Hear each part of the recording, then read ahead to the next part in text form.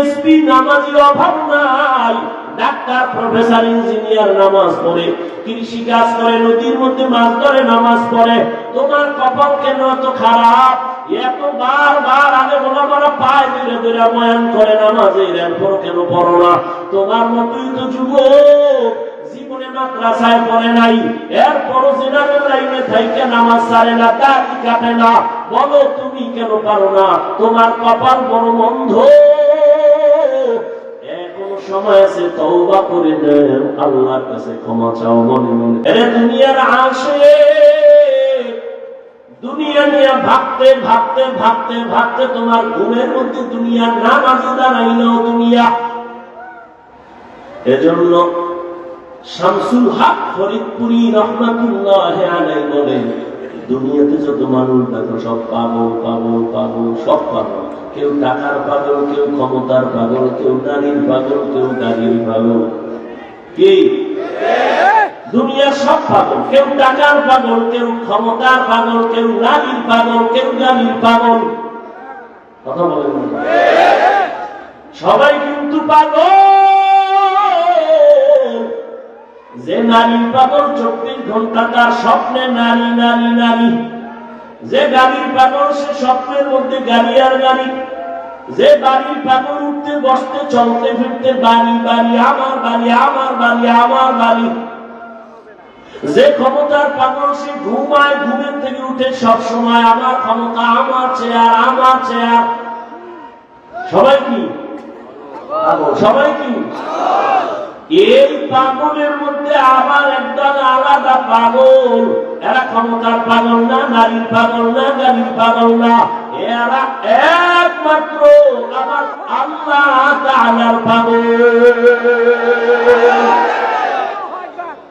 কার পাগল? আমার কথা বুঝেননি? সবাই কি? সবাই কি? আমার কথা কার প্রশ্ন থাকলে বলেন যে না কেউ পাগল না। সবাই পাগল না? নারীর পাগল, গাড়ির পাগল, টাকার পাগল, ক্ষমতার পাগল, চেয়ারের পাগল, ঠিক নেই? আর যে যেটার পাগল 24 ঘন্টার ফিকির কি ওইটা নিয়ে। আর একদল মানুষ এই জমিনের একমাত্র আসমানের মালিকের পাগল, খুঁজেই মালিক জমিনের পাগল, তালাশ করে এই জমিনের মালিককে, বারবার তালাশ করে এই জমিনকে বানাইল। সূর্যের দিয়ে তাকা, তালাশ করে এই সূর্যের মালিককে।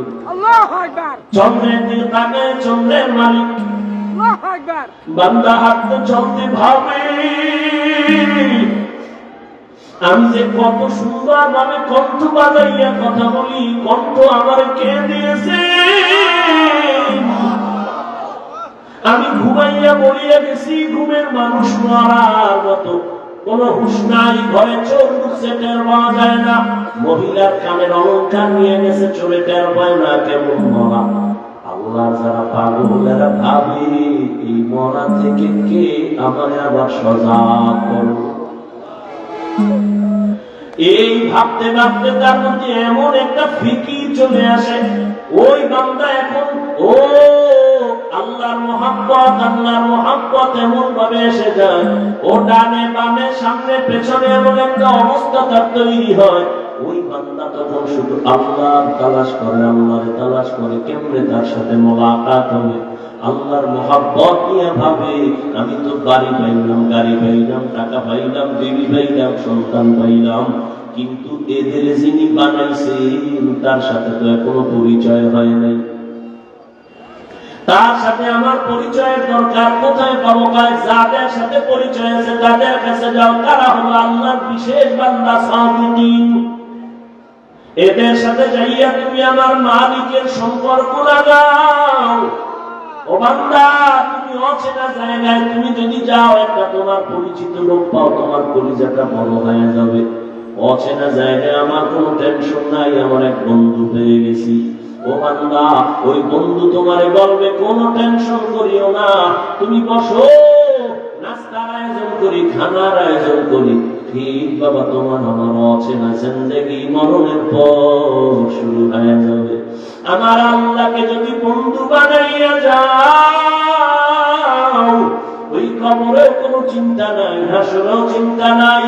কোনদিন আল্লাহ পাক তোমাকে তওবার করে জান্নাতের ময়দানে নিয়ে যাবেন। ওই আল্লাহর সাথে সম্পর্ক তৈরি করানোর জন্যই হলো আল্লাহ ওয়ালাদের এই আওয়াজ আর এই বয়ান।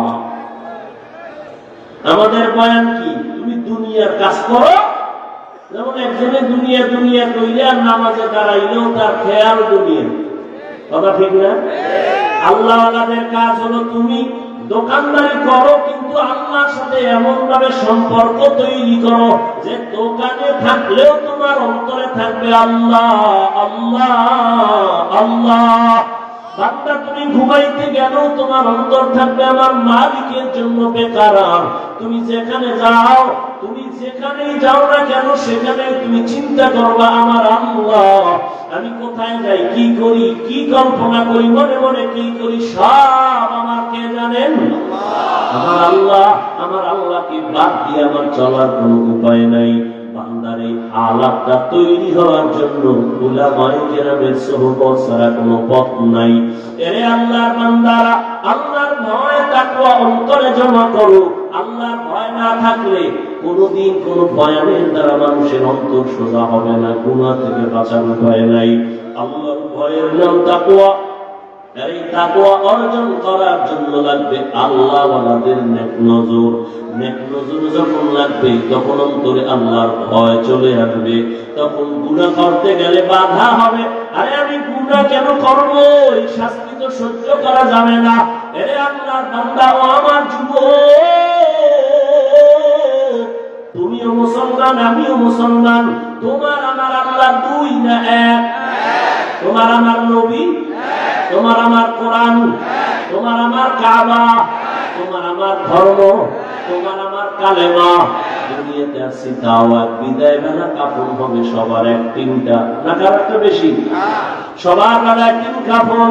কবরের সাইজ হবে এক, কাফনের কালার হবে এক। ও আল্লাহর বান্দা, কবরে রাখার পরে বিদায়ের পর ওই কবরে প্রশ্ন হবে তিনটা, তাও এক। কে তুমি, ধনী না গরিব, আলেম না মূর্খ, জানার দরকার নেই। তিন প্রশ্নের জবাব দাও, রবের পরিচয় দাও, ধর্মের পরিচয় দাও, রাহমাতুল লিল আলামিনের পরিচয় দাও। রহমতের নবী বলেন, যারা জবাব দিবে তাদের কবর হবে রওজাতুম মিন রিয়াজিল জান্নাহ। আর যারা জবাব দিতে পারবে না তাদের কবর হবে হুফরাতুম মিন হুফারিন নার। এরে আল্লাহর বান্দা, কে পারবে কবরের প্রশ্নের জবাব দিতে? হুজুরেরা পারবে, কোনো গ্যারান্টি নাই। যদি হুজুর পারার গ্যারান্টি থাকতো, জান্নাতের সার্টিফিকেট পাইলেন 10 জন সাহাবা। এর মধ্যে প্রথম হলেন আবু বকর। আজীবন কান্না কান্না কান্না, আল্লাহর আদালতে কেমনে দাঁড়িয়ে জবাব দিব।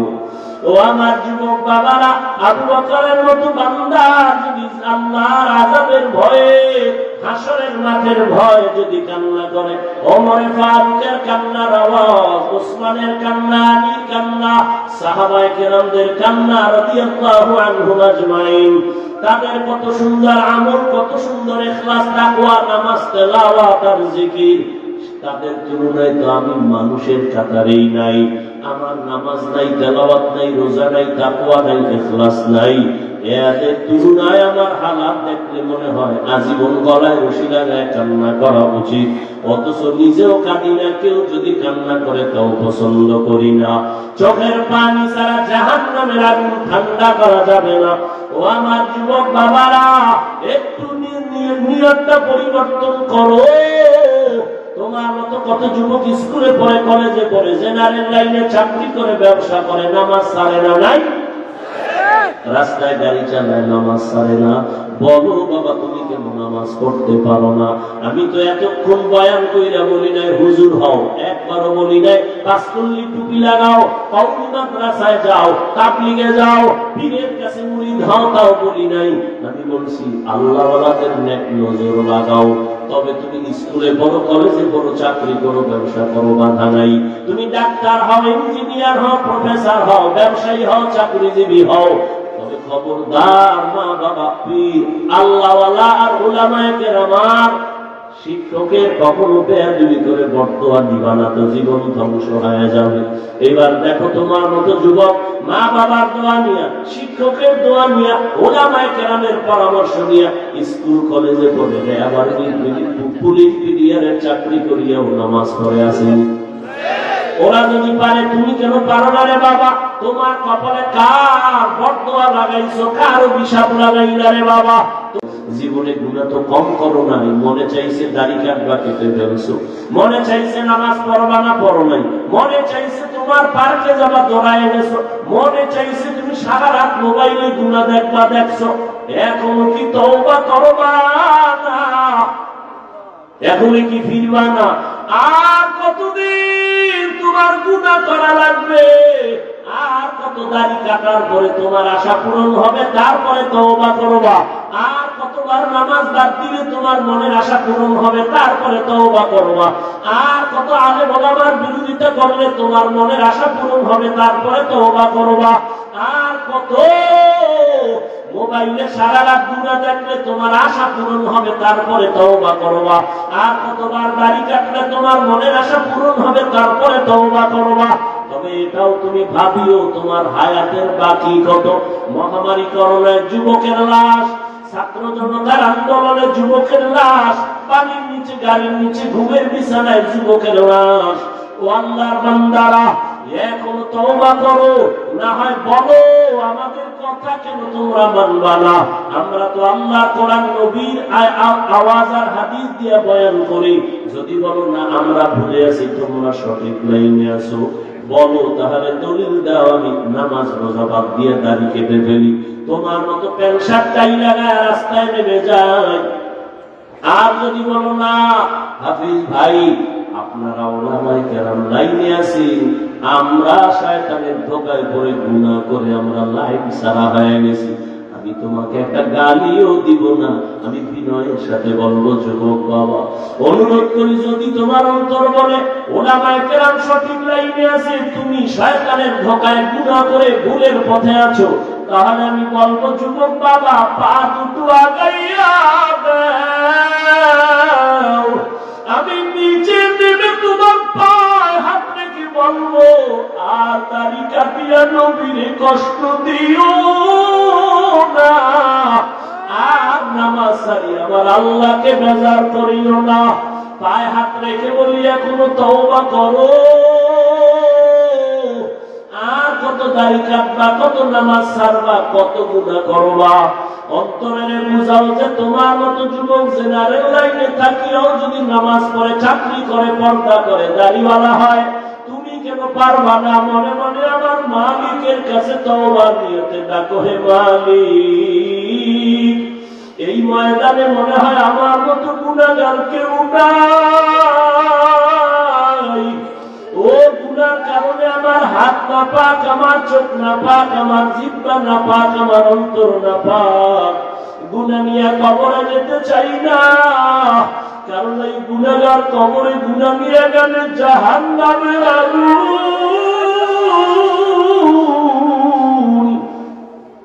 গুনাহ নিয়ে কবরে গেলে দুই পার্শ্বের মাটির চাপ সহ্য করতে পারবা না রে বাবা। দুনিয়াতে সূর্যের গরম সহ্য করতে পারি না, মশার কামড় সহ্য করতে পারি না, একটা বেতের বাড়ি সইতে পারি না। ওরে গুনাহ নিয়ে গেলে কবরে যদি যাই, ওই জায়গায় তো আবার মাওলানাগিরি চলবে না, মুফতিগিরি চলবে না, বক্তাগিরি চলবে না। ওই জায়গায় গিয়া যদি তিনটা প্রশ্নের জবাব দিতে না পারি, আমার আল্লাহ রাগ হইয়া আওয়াজ দিবেন, ও ফেরেশতারা জাহান্নামের আগুন দিয়ে কবরটা ভরিয়া দাও। এই নাফরমানের আর সুযোগ দেওয়া হবে না। আল্লাহ বলবেন কবরের মাটি দুই দিক দিয়া জোরে জোরে চাপ দাও, এমন জোরে চাপ দিবে পাথরের হাত চুরমার হয়ে যাবে। ও আল্লাহর বান্দারা, কয়েকদিন আর দুনিয়া, চোখের সামনে কত লাশ আর লাশ, এখনো সময় আছে তওবা করে নাও। আল্লাহর কাছে চোখের পানি ছেড়ে বলো, হে মালিক আমি দুনিয়ার যে কোনো কাজই করি আর গুনাহ করবো না, নামাজ ছাড়বো না, আর দাড়ি কাটবো না, বেপরদায় চলবো না। মা বাবার সাথে বেয়াদবি করব না, শিক্ষকের দোয়া নিয়া ওলামায়ে কেরামের নেক নজর নিয়া নবীজির তরিকা মেনে চলব। তওবা করার মতো যদি অন্তর তৈরি হয়, ও পর্দার আড়ালের মা বোনেরা, আপনার মতো কত মা এখনো আছে পর্দা করে, নামাজ পড়ে, মোবাইলে সময় নষ্ট করে না, সন্তানগুলো আদর্শওয়ালা বানানোর চেষ্টা করে। ও আম্মা জানেরা, আপনারা কেন পারবেন না? স্বামীর মার হেফাজত করবেন, নামাজ পড়বেন, পর্দায় থাকবেন, মোবাইলে সময় নষ্ট করবেন না, সন্তানটাকে আদর্শ ডাক্তার বানাবেন, নেককার ইঞ্জিনিয়ার বানাবেন, গুণামুক্ত জীবন আপনি উপহার দিয়া সন্তানকে ভালো বানায় যাবেন। আপনার জীবনটা মরার পরও ধন্য হয়ে যাবে। এখনো সময় আছে, তওবা করে নেন, আর বেপরদায় চলবেন না, নামাজ ছাড়বেন না, মোবাইলে সময় নষ্ট করবেন না, আর সন্তানগুলোকে গুনাহের পথে চালাবেন না, আর স্বামীর মাল খেয়ানত করবেন না। তওবার নিয়ত যদি থাকে, অবৃদ্ধ বাবাজিরা, আপনার মতো কত বুড়ারা মসজিদে গিয়া নামাজ আদায় করে 5 বেলার, আপনি কেন পারবেন না?